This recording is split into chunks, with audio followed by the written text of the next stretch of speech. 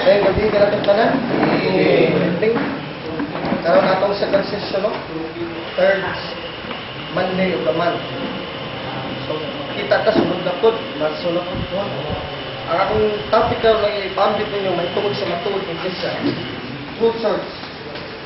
Ang matuod ng Iglesia.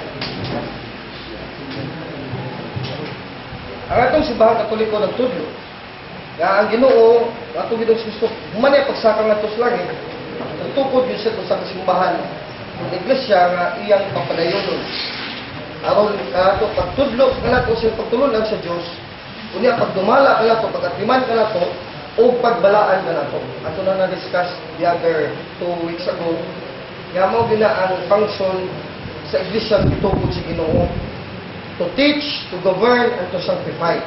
Huwag yun lang yung institusyon, subok kalibutan ng ibiling sa Ginoo gipialan sa tanang yung pagtulunan, kundi ang Iglesia Katolika, Apostolika, Romana lamang. Kunya, makapangutan na kita, igo na ba nga naghamuron brad sa mga reliyon sa itong palibot, nagdaladala sa langalan ni Kristo, panangitan, Iglesia ni Kristo, Iglesia sa Diyos, kang Kristo Jesus. Daghan kayo ng mga reliyon na Iglesia sa Diyos, may Iglesia ni Kristo, bayubay sila. Nagdala mo sa ngalan ni Kristo, sa ngalan bunagin. Dala pala sa ngalan ni Kristo, Church of Christ. Igo na ba na? Nga sukaranan, nga sila Tinoo. Si Kristo ba itong kumagun? Ang atong Ginoo nagkalayon ka nato.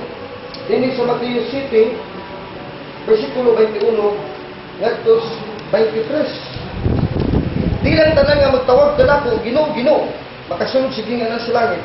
Kung dilikad ito lamang nagtuman sa kabubot kung si kumamahan na ito sa langit. Kung mabot na niyang adlaw sa paghukom, dagano niyang mayon kanako. Ginoo, dili ba sa imong ngalan? Nagsangaw man kami sa mensahe sa pulong si Diyos. Kung pinagi sa mga ngalan, hingilan mo galing ang mga yawa. Higigay mo kami gidaghang mga milagro. Apan na kung mayon unya kanila, wala akong magkailan kaninyo. Mahawa ka mo makasasala. San Mateo City 21-23. Busak di dahil ibo ang ngalan. Ngalan kailan ko ni Kristo.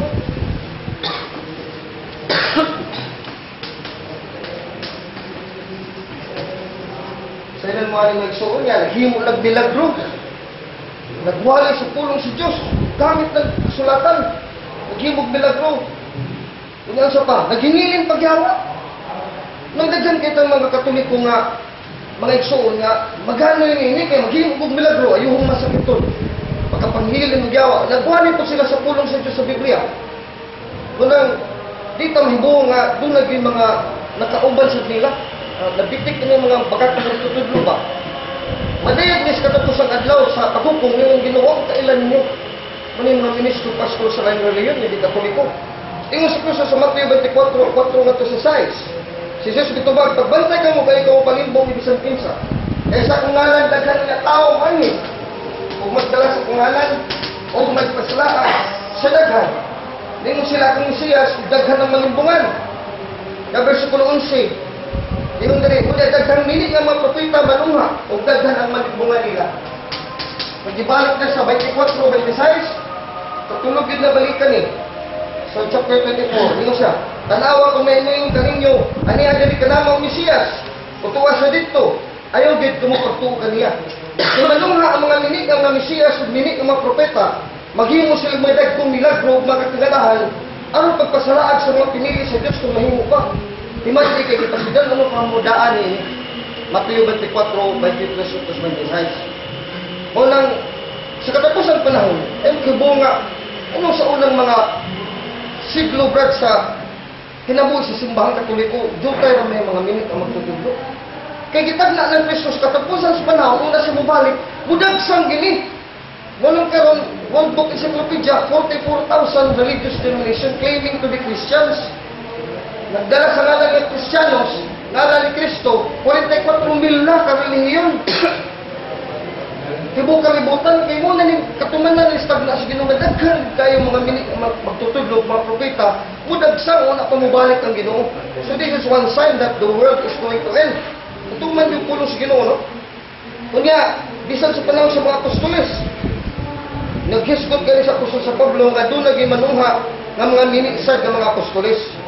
Umang sila nangamatay, doon naging mga apostoles kapapot. 2 Corinto 11, 13 hanggang 15. These people who also claim authority, same as the apostles. Doon sila, ako pinadala sa Diyos. Ako propeta sa Diyos. Ako apostol sa Diyos.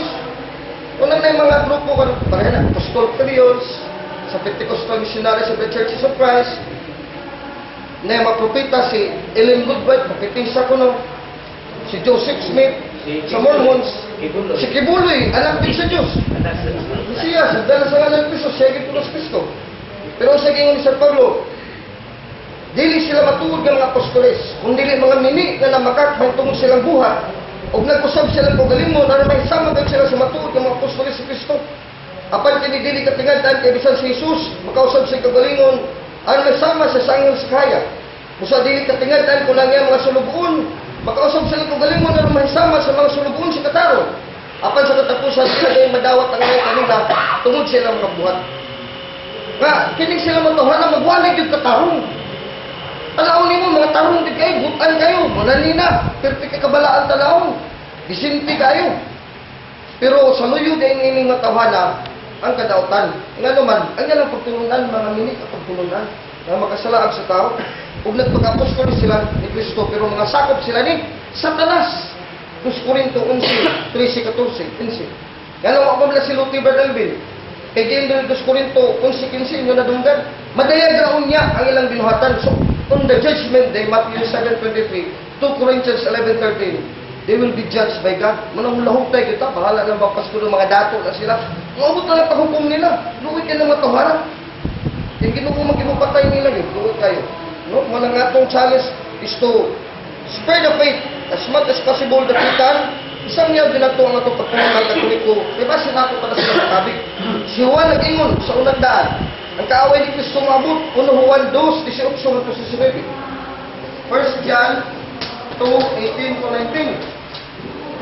Tingnan sa Juan, mga anak, doon na katapusan sa kalibutan. Kusugin na nakalumaman niyang kaaway ni Kristo. Pasabot ang Antikristo. O ganyan nagkaroon ng daghang makaaway ni Kristo. Kadaghang kaaway si Bang Katoliko. Muna ni, 44 mil, wapay labot ng mga Muslim, Islam, Buddhism, Confucianism, etc.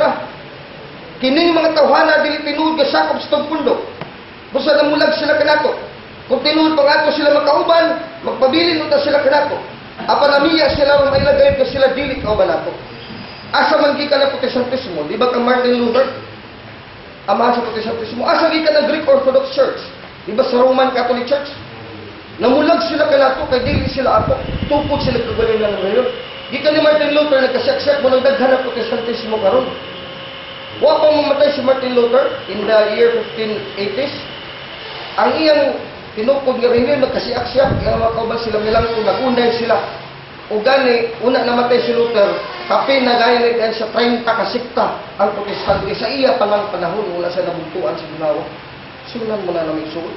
30 pa to sa Martin Luther, 1500s. Kaya karon 44,000 na, gikan na ni Martin Luther. Huwag din sila namalik kung Katoliko kay padayag, gani din sila kauban nato. Busa dili sila ato. Siya po sa Judas, nagsulti sa dili ka nato. Kung nagpamatkon ka nato sa Judas 1:18-19. Jude 1:18-19. Ikaw na po sa Judas. Isungkihan na kamo. Mauhiyapon para kang isulti ni Juan, ni Kristo. Nga sa mga ulahing adlaw. So ulang hadlaw din itong panahon karon. Ngutong ha ang mga tao na mag-BBI kaninyo. Mga tao na nagsunod sila nga datang tinguha. BBI yung Katoliko, mga Katoliko, mga Buluyagon, puno ang BBI, puno Katoliko, Usaray na Santos Katoliko, San Lorenzo Luis, galud-luhod mga Katoliko na ng mga imahen, Diyos, mga BBI. Kita na may BBI, bago tagsubalista. Alam mga panahon kong Katoliko, namira mabuhanan nila ilang istorya, wala sila mga taki sa lang reliyon. Huwag kita mong may BI. Hibot nga ang ginatong simbahan, kaya sa daghan mga maldito din pero mahilapting reliyon sa uban. Alam mga tulisan mo man ang ilang interes, wala man panatatig reliyon sa lang reliyon. Nanulis man nila para mabuhay sila. Hibot nga kayo. Unang dako pag-chance na maluwas sa matawala sa matugtulisan, natapad ni Kristo sa cross.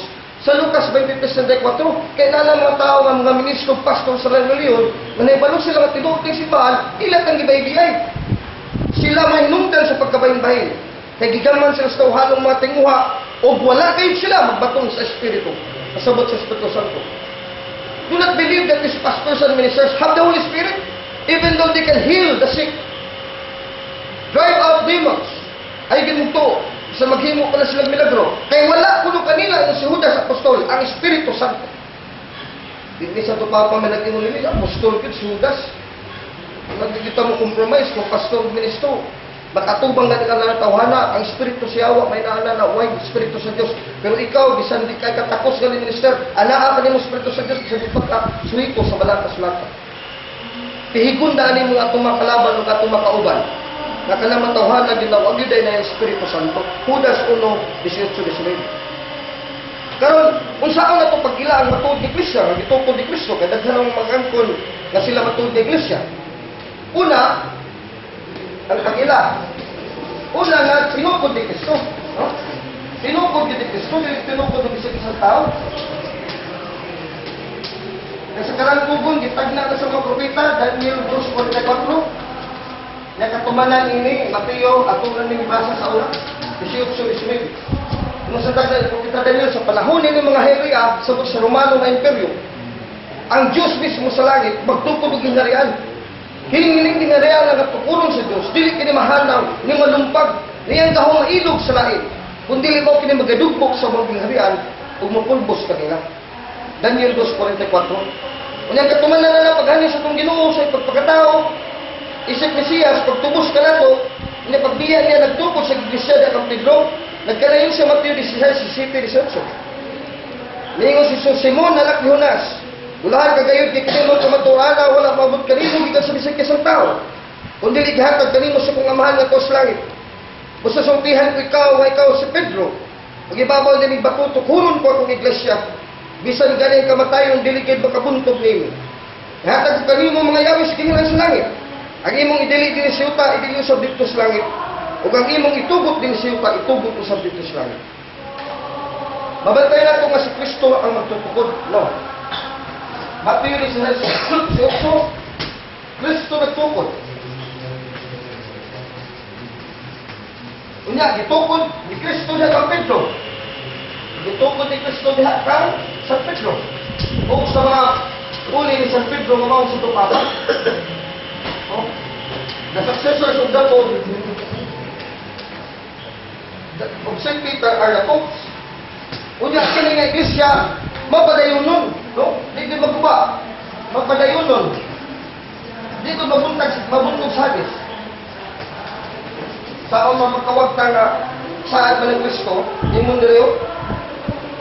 O bisan galing kamatayon, diligid makabuntog nini. Naghatag sa yawi.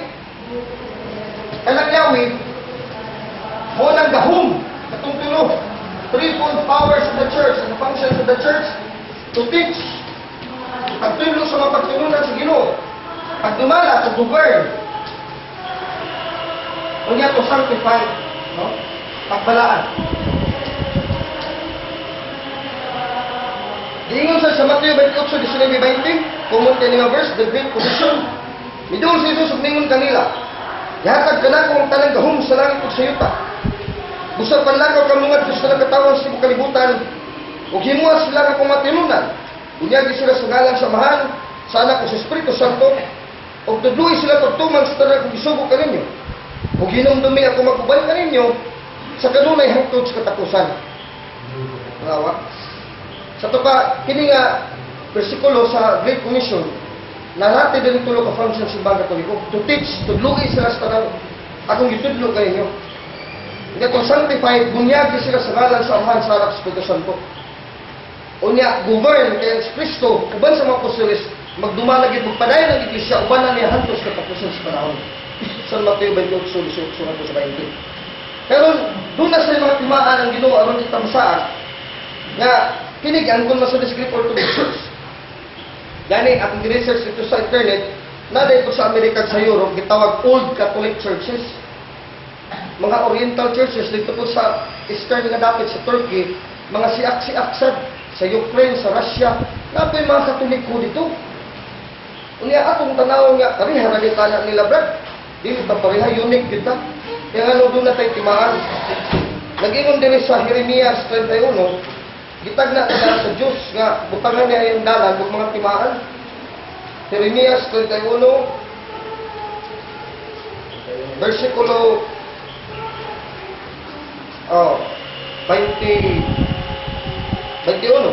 Butangig mga ilhanan, ug ang mga timaan ang dalan. Pangita pag-usab ang dalan niya mugyan, sadyang mibiya ikaw, balik ko katawang sa Israel, uli sa mga lungsod ngayon mong gitalikdan. Jeremias 31, 21. No? Doon ay mga timaan. Agda na, Jeremias 31, 21, nga sa Zacarias 3:8. Nga kini akong katawhan, doon ay maayong tilimadon o maayong timaan sa Zacarias 3:8. Unya, unsa man ang mga timaan? Una, nga usa lang gid kayong katawan sa Dios, usa lang kay Kristo gitukod sa Ginoo. No? Ang katekismo mo the Catholic Church tudlo kana ko nga kining mga timaan or march of the true church, di lang ni timaan o marka o ilhanan. Kundi matawag na sa nga official name dinhi sa simbahan Katoliko. So nga lang yun ang proper name, no? Sa simbahan, dili lang kay timaan. Kay gitagda sa propeta, pananglitan ni Zacarias, ang kausas katawhan ingon siya, usa may kung magbalantay sa makarnerong pagtunon. Kini tagla man yan, si Kristo may katumanan ini, nga patyon siya alang sa karnero. Unya nagkuha ko daw kasungkod, ang usa ginganlan ko grasya, o ang usa ginganlan ko paghiusa, o pinaagin ini gatiman ko kung makarnero. Talawa, nganlan din si Ginoo paghiusa. Muna ilhanan, nga kining katawhan tilukod sa Dios kay dunay grasya dinhi makasantos doon na po'y panahiusa nga maila yun sa tanang panahon din usa ra gyud ka reliyon, no? O na ang paghiusa pagangalan nila sa Dios sa Zacarias 11:7. Nya timaan na kay Jesus ang ingon sa 1:17, 11, nya 21:23. Tuman ang tagna ni Propeta Zacarias sa itong Ginoong Kristo mismo kay wag magilain katumanan anak, dili man ang mga lain magtutukod sa bang reliyon. Taka na sila tutok sa Old Testament, sila kuno na. Actually, kanang giklaim ni Manalo, ni Joseph Smith, nagikan sa Biblia sa Old Testament o sa New, puro na si Kristo. Panawitan si Mrs. Ellen G. White, i-claim na niyang Revelations 19:10, Spirit of Prophecy, Spirit of Stagna. Si Ellen Goldberg, kuno na siya na, kuidili na, si Kristo na. Ang Espiritu Stagna, mao pagpamatuod ni Jesus. Jesus na, nada mismo sa teksto. Nga, may ilan pagkitaon itong mga sabanista. Pagstiran ka, gagawin. Unya, kanang Isaias, 40 Isaias, kasi Felix Manalo ko na, versikulo 11. Nga, usa ka langgam ba, magdagit. Dili ba sa Felix Manalo, si Kristo gihapon na. Kaya magtuman si kabubuton sa Diyos. Saray ko sa Isaias 44:25. Tumano niya talaga kabubuton sa Diyos. Unya, hingpit ka paagi, pagtuman. Felix Manalo, hingpit na ito, nanghikap pa sa babae. Kristo, may sala mo na hingpit ka nagtuman sa kabubuton. Si Kristo na puro. Walang ipangangkon sa malang reliyon, hindi mo magtutukod, dili na si kinsa pang tao. Juan 17:21-23. Giingon ni Kristo din eh.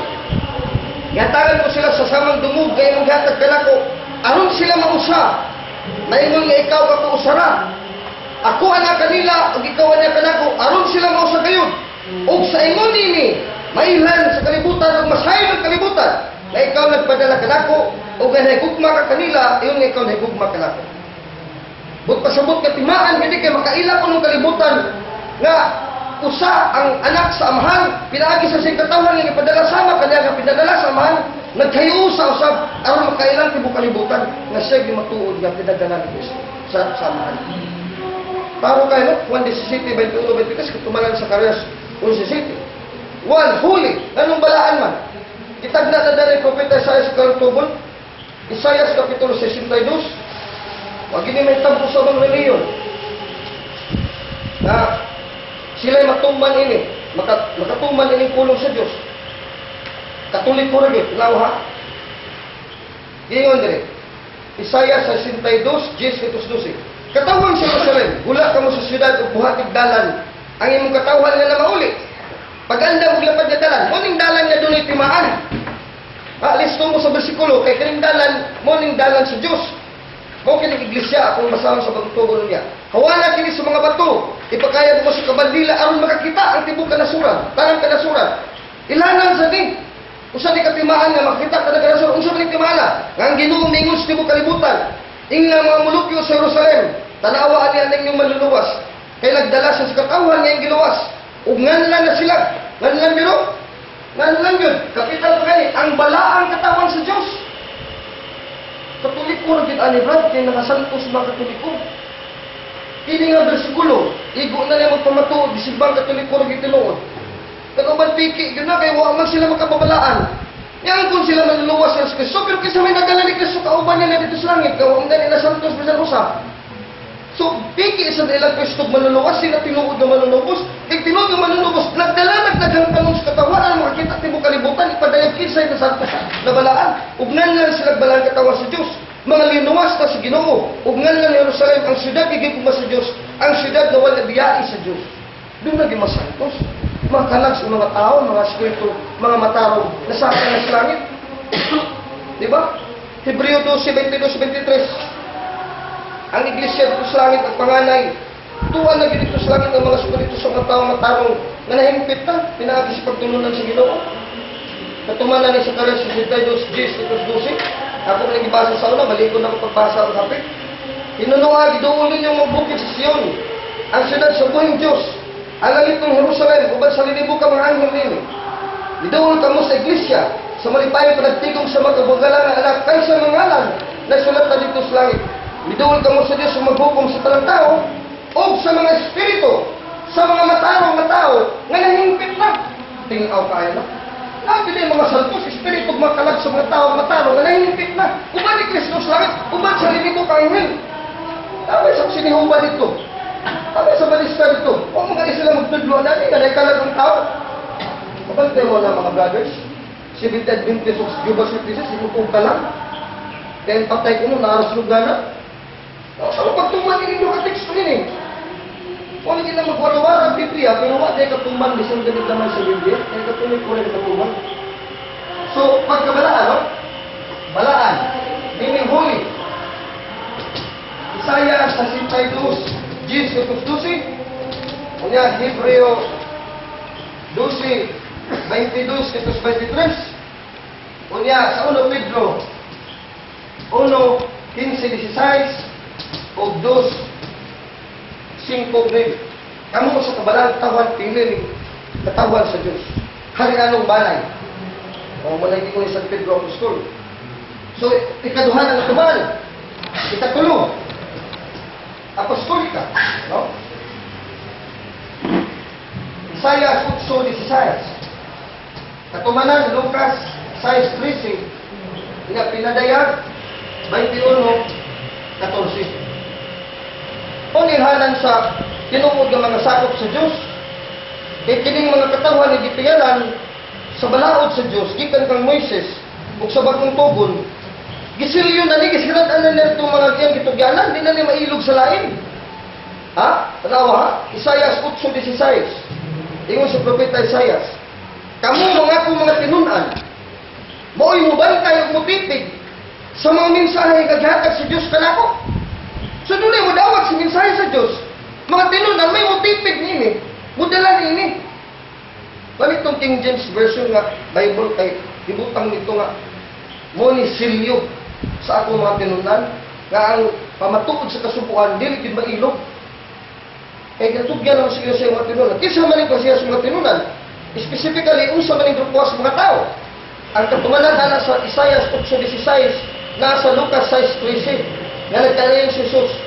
Dahil itong panahon lang ito nga si Jesus sa kabungko na pag-ampo. O dito nag-ampo sa si Diyos tibok kabii. Pagkaadlaw na, ipatawag niya yung mga tinunan. Bantay niyo ha, tinunan itong Isaiah 8:16 ang katumanan karon kisa ng tinunan o gipili niya ang 12 nga ginganlan niya mga apostoles. Klaro kayo. So ang tinunan niya nga silyado na ang kamatuuran sa Diyos, ang mensahe sa Diyos.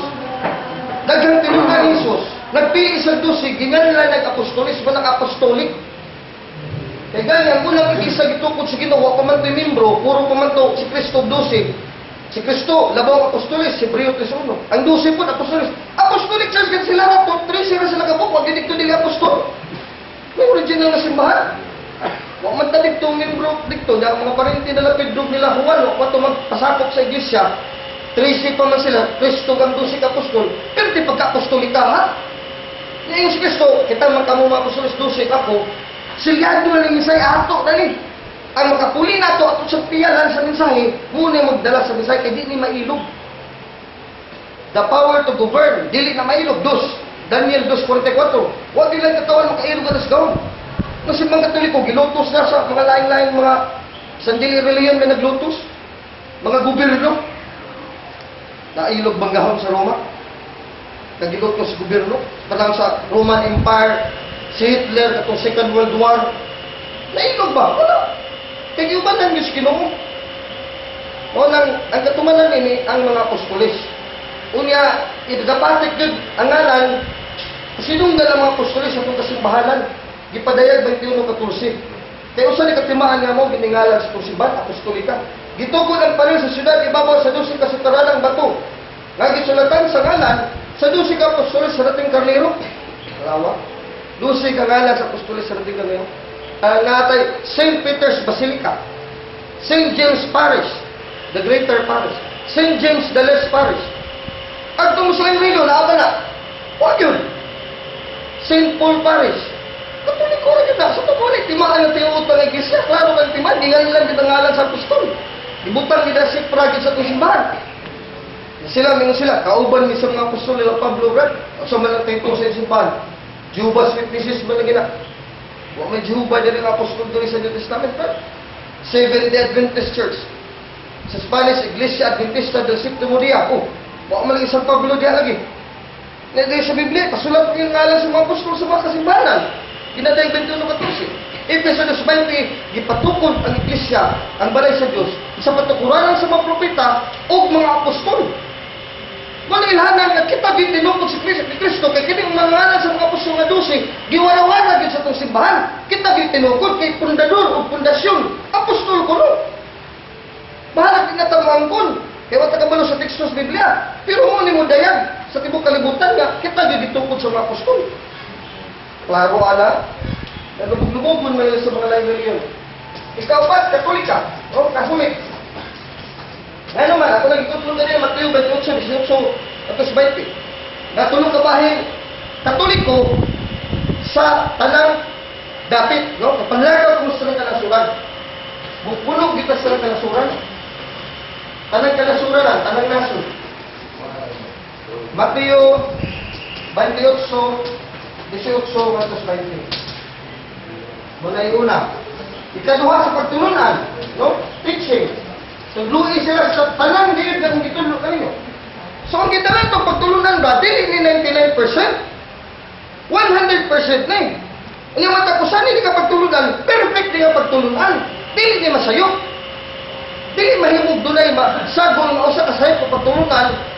Sa Katoliko kay mo nagitiyan ni Kristo tanan mong isugo iya nagitiyan katulad isugo ni Jesus puro dito mga sayop dali to sa gulan dito sayop isugo perfect man ko gitugyan man sa iglesia wala panlakaw sa nagkanasuran itudlo ang tanan ng pagtulunan puro na perfect no error at all way sayop unya magauban ako sa tanang panahon sa ikatulo panahon no Catholic in time sa ika mabalik ang Ginoo dagi nga ito simbahan.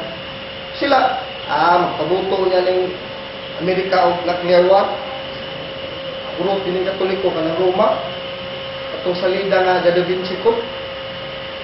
Katong sunod na ito, nasumpay ito, takiran ito salidahan, bumbahan sa mga Illuminati ang tining, sa mga mason ng Roma ko, pabutan ng nuclear weapons. Then, ang mahita po eh. Masin sila pa yun na inubutan sa Ginoo. Kaya pag-abot sa panahon, tapos ang panahon, wala kayo makabutong ng mga armas patok sa Diyos. Isaiah 54:16. Isaiah na sa Ginoo Brad, na ang katapos ang gubat, huwag yung makabutong ng mga kaaway. Kaya wala naman sila sa Ginoo, pugnal man sila, ang ilang mga armadura di kabuto. Wala kayo butong gahon sa